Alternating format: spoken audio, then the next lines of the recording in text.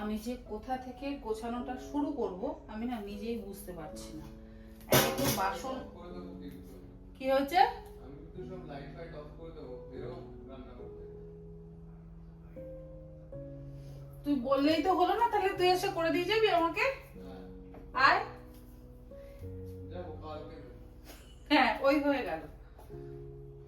যেহেতু এখন রাত্রি 12:30 বাজে, বাজে কটা এখন?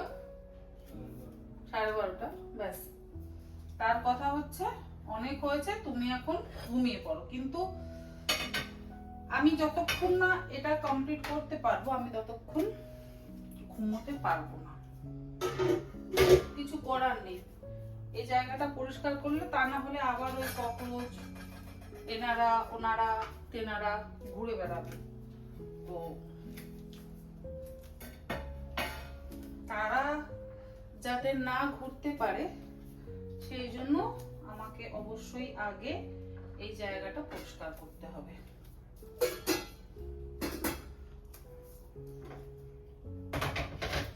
এই যে এগুলো ফেলে দেব, এগুলো আর ইউজ করবো না, কারণ এইটুকু জিনিস যদি আমি রেখে দিই না তাহলে সেইটা কিন্তু পরবর্তীতে ফেলেই দিতে হয়, তো রেখে লাভ নেই। এখনই ফেলে দাও, ঘরও পরিষ্কার। ভাবছি ডিশওয়াশারে আমি এখন লোড করবো না, দু একটা বাসন যদি আমি একটু ধুয়ে নিতে পারি তাহলে আমারও ভালো লাগবে। ওই সিঙ্কটা তো পুরো ভরে গেছে, জাস্ট ভরে গেছে।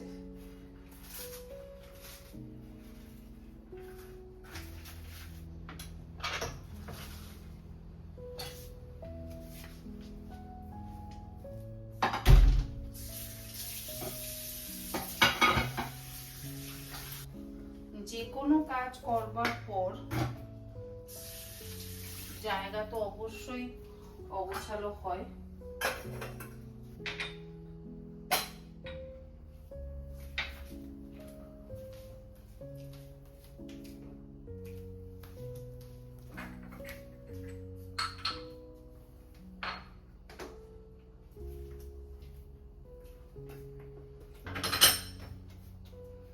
এরকম ফেলে কি রাত্রে ঘুমানো যায়?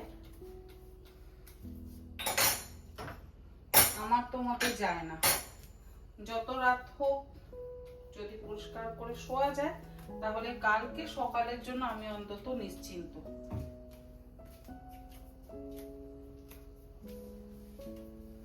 ঘুম থেকে উঠে যদি আমি একটা পরিষ্কার রান্নাঘর দেখতে পাই তাহলে অনেক খুশি লাগে। কিন্তু আমি যদি ঘুম থেকে উঠেই দেখি যে বাবারে রান্নাঘরটার কি অবস্থা, তখন মনে হয় থাক একটু আগে বসে নি, কাজ করবার এতটুকু এনার্জি থাকবে না। যদিও আজকে আমি একটা প্যারাসিটামল খেয়ে নিয়েছি, কারণ পায়ে বেশ ব্যথা হচ্ছিল, তো সেটা খেয়ে নিয়েছি।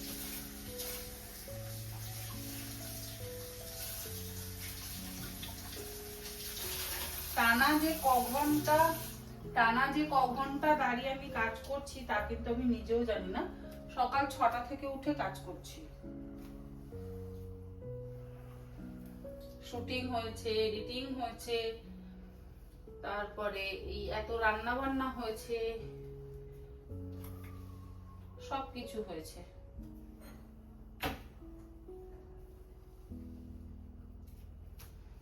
একটা দিক পরিষ্কার হয়ে গেল, এবারে এদিকটা পরিষ্কার করে নেব। পরিষ্কার করে নিয়ে কয়েকটা থালা বাসন মেজে নেব।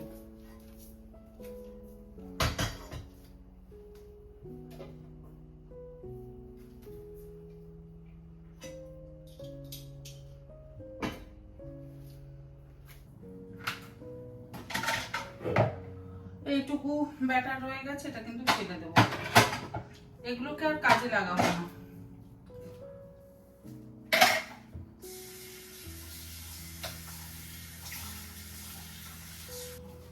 আর তেল চিটে পরিষ্কার করতে এই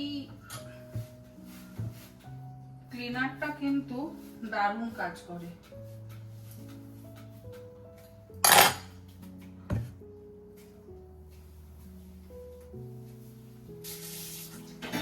এবারে ফটাফট কয়েকটা প্লেট মেজে নেব। বাড়িতে গেস্ট আসার আগে এক প্রস্তুতি, গেস্ট যাওয়ার পরে আর এক কাজকর্ম।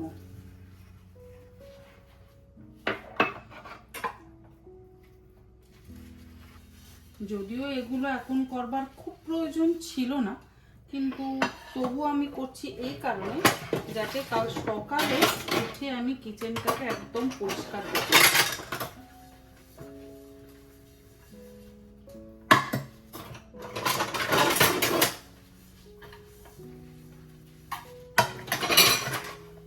মোটামুটি এই সিঙ্কটা যদি আমি খালি করে নিতে পারি তাহলে ওই সিঙ্কটা কালকে পিয়া করে নেবে। ওই সিঙ্কেও প্রচুর বাসন, প্রচুর।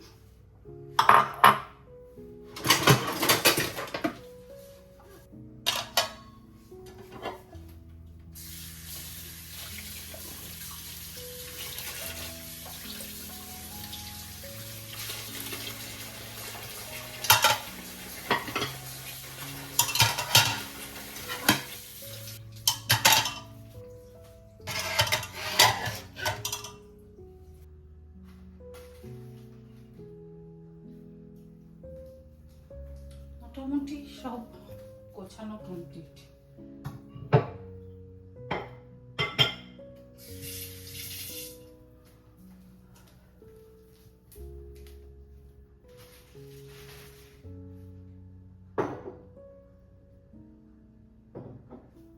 বাজে এখন রাত 1:30 বাজে এখন। বাট ঠিক আছে, আমি যদি এগুলো করে না শুই তাহলে একে তো সমস্ত জিনিস নষ্ট হবে, ফেলা যাবে, তারপর আবার সকালবেলা উঠে সেগুলোকে গোছানো আরো টাফ কন্ডিশন হয়ে যাবে। তো যাতে সেটা কঠিন না হয়, আমার মনে হয় এখন করে তারপর শো অনেক বেটার।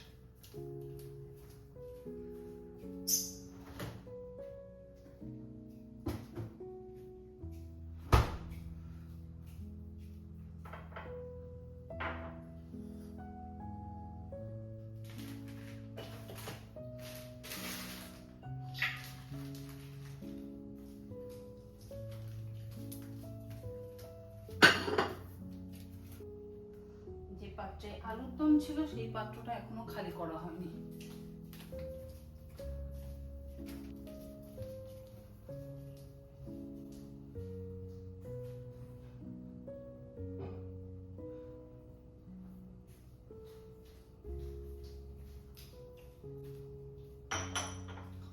এই পাত্রটা খালি করে নেব, তারপর এগুলোকেও আমি একটু ধুয়ে নেব, তারপর আমার ছুটি।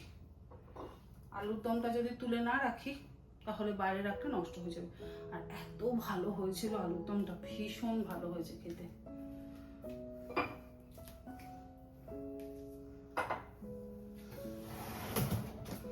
তাই আলুর দমটাকে জায়গা মতো রেখে তারপর আমি এগুলোকে ধুয়ে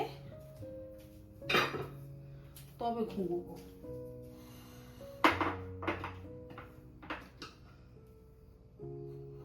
ভীষণ টেস্টি হয়েছিল।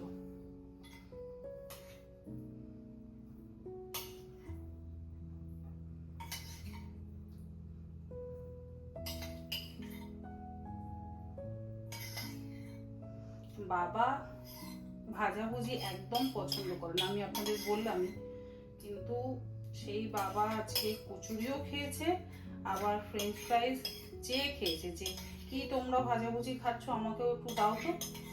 বাবা তুমি খাবে? আমি তো ভীষণ খুশি হয়ে গেলাম। বাবাকে খাওয়ানো মানে আমাদের কাছে বেশ একটা সমস্যার। আবার ফ্রেঞ্চ ফ্রাইজ নিয়েও গেল বাড়িতে। ঠিক আছে, মানে বাবাকে সহজে কোনো জিনিস কিন্তু খাওয়ানো যায় না।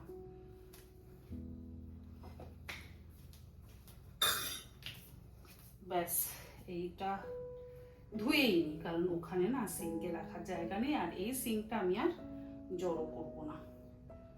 ধুয়ে নিলে মোটামুটি কমপ্লিট।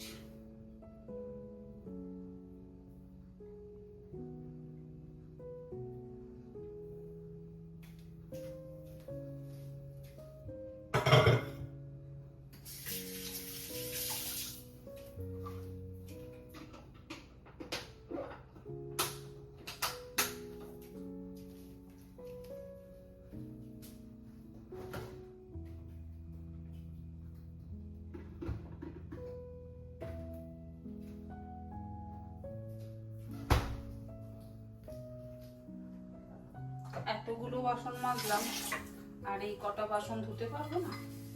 এটা ধুয়ে তারপর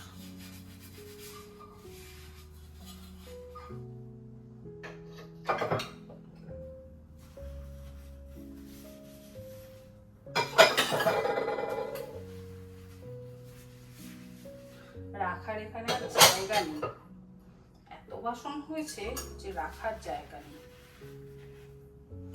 এক এক সময় ভাবি এই আমারই যখন সংসারের প্রথম জীবন শুরুর দিকে আমারই একটাও বাসন ছিল না। এই সমস্ত ভালো ভালো ক্রকারি তো দূরে থাক, আমারই বাসন ছিল না, অনেক কিছু ছিল না। এখন এত বাসন এই কুকিং চ্যানেলের জন্য আমাকে কিনতে হয়, আর শখ তো আছেই অবশ্যই। কোথায় যে আমি উপর করব জায়গা পাচ্ছি না।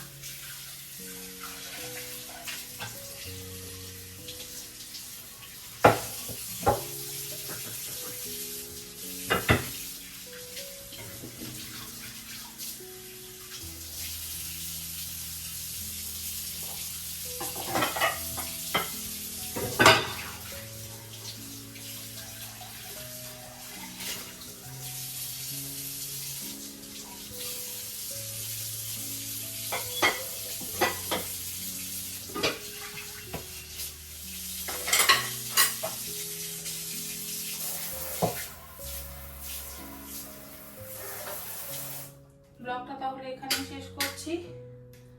জানি না আজকের এই ব্লগটা আপনাদের কেমন লাগলো। ব্লগটা ভালো লাগলে অবশ্যই জানাবেন। এগুলো হচ্ছে আমাদের দৈনন্দিন রুটিন, দৈনন্দিন কাজ। বাড়িতে মানুষজন এলে এই কাজগুলো আমাদের করতেই হয়, কারোর কম কারোর বেশি।